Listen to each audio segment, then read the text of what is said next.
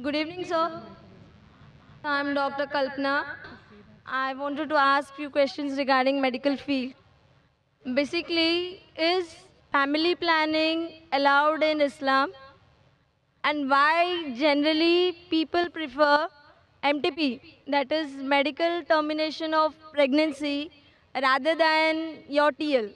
And it's very difficult to convince them. For a TL, it's very easy for them to do a MTP. Why is it so? Sister being a medical doctor, she has given some short forms, MTP, TL, which may go bouncer to the most of the audience, but I being a medical doctor, I know what she's meaning. Sister asked a question about the concept of family planning in Islam and why it's easier to convince the Muslim to do MTP, means medical termination of pregnancy, rather than TL. TL means tubal ligation. That is a permanent method of family planning. So I'll club both together. As far as family planning is concerned, it's a very big concept, planning the family. And mainly people plan the family and they want to prevent having children, etc. So what does Islam say about this? As far as family planning is concerned, all permanent methods, whether it be tubal ligation, TL, what you mentioned, whether it be vasectomy, any permanent method of family planning in Islam is prohibited. Secondly, any abortion, any MTP, medical termination of pregnancy, it is prohibited because you're killing a life, unless it is a danger for the life of the mother. If the mother's life is in danger, that maybe she has multiple cesarean sections, and if the doctors say that she has had 4 or 5 cesarean sections, one more cesarean section means detrimental to her life, or she has some heart problem and she cannot take the strain of undergoing one more pregnancy. So in this case, the Islamic Sharia says, let a small loss take place to prevent a big loss. The life of the mother is more important than the life that is going to come in this world. In this situation, these methods can be used as a last resort.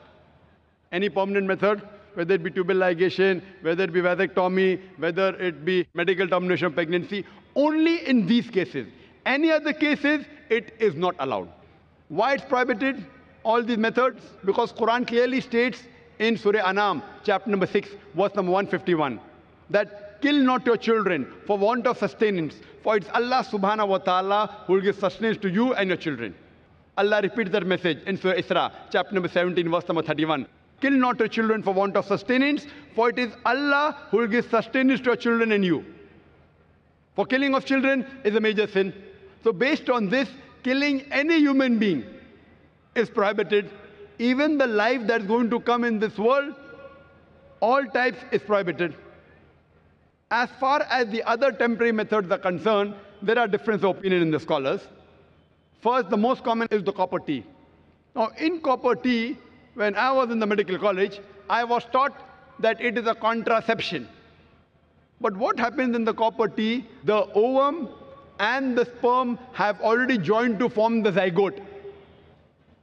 But the copper T prevents the zygote from clinging on the uterine wall, on the wall of the womb of the mother. So it is nothing but a very early abortion. So Islamically, those people who know about the medical science, even copper T is prohibited. As far as there may be difference in the other temporary method, whether it be condom, whether it be other method, once a person came to the Prophet and told him that I used to do uz, that is coitus interruptus. I have to stop the act so that the fluid doesn't enter the body of the wife. And the Prophet was silent. Those people who are in favor of certain temporary method, they say Prophet was silent, he gave permission. The other group, Prophet was silent, he didn't give permission, difference of opinion. But I go back.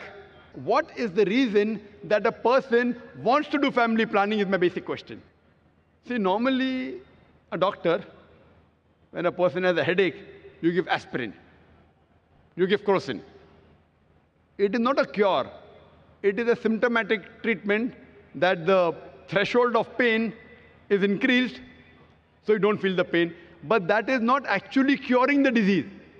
The best way to cure is to kill the germs. So first let us find out, why do different human beings want to do family planning? Whatever reason you have, you can broadly club them into two broad categories. The first category is for poverty. I'm poor. If I have many children, for me to live itself, hand to mouth. If I have children, then I will also die. The other group, they are rich. I have no problem about money, but I want to make my son a doctor. I want to make my son an engineer.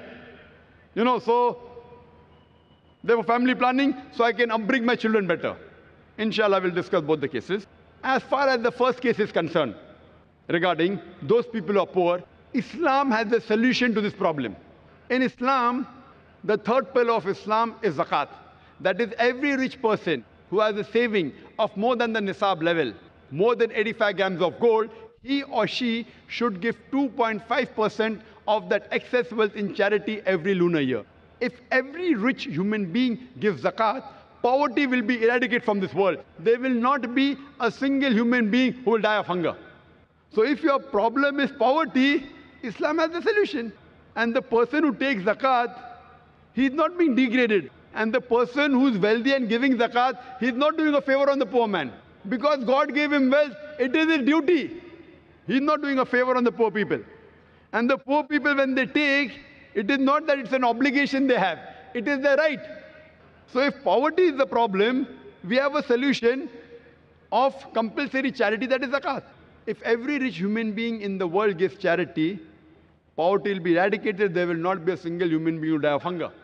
Now the verses of the Quran I quoted earlier, two verses.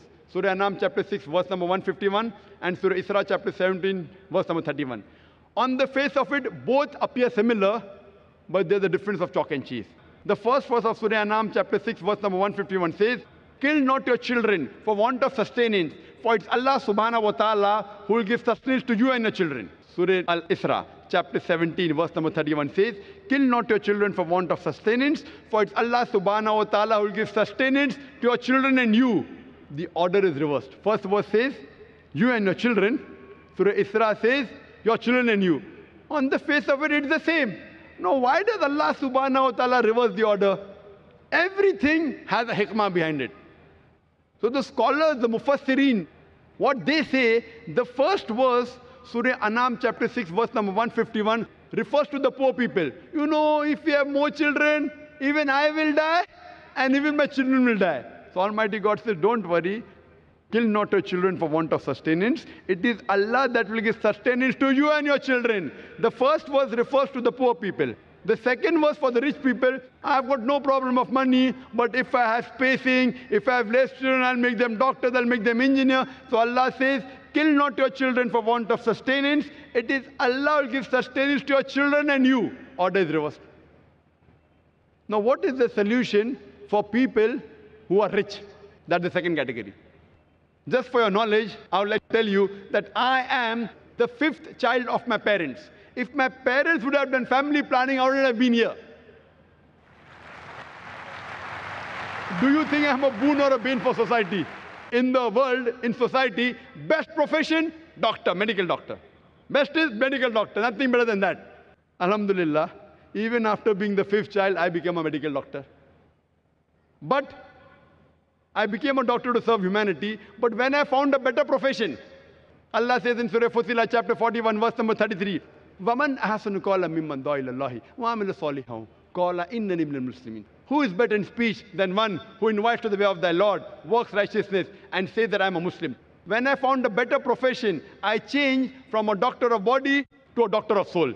If I was a medical doctor, I am surely there is more than 1 lakh people here. They wouldn't have come for my talk. They have come because I've changed from a doctor of a body to a doctor of soul. I am asking you, I am the fifth child of my parents. Am I a boon or am I a bane for society? People have a misconception that if you have less children, you can have spacing and you can bring them up well. If you check the list of all the Nobel Prize winners and people who have got awards, best in world, best in science, best in sports, they aren't the first child.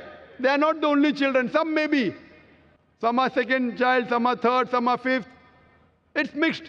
It's a misconception. Allah subhanahu wa ta'ala has given a natural method of spacing. In Islam, the moment a child is born, the mother should breastfeed the child. But today in modern world, they don't want to breastfeed because they spoil their figure. The best food, according to medical science, that you can give to your child is the breast milk. And if you breastfeed your child, automatically there is lactation amenorrhea.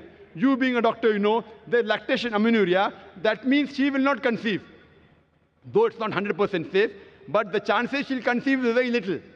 So automatically, Almighty God has given spacing. And population, sister, it is not a bane, it is boon.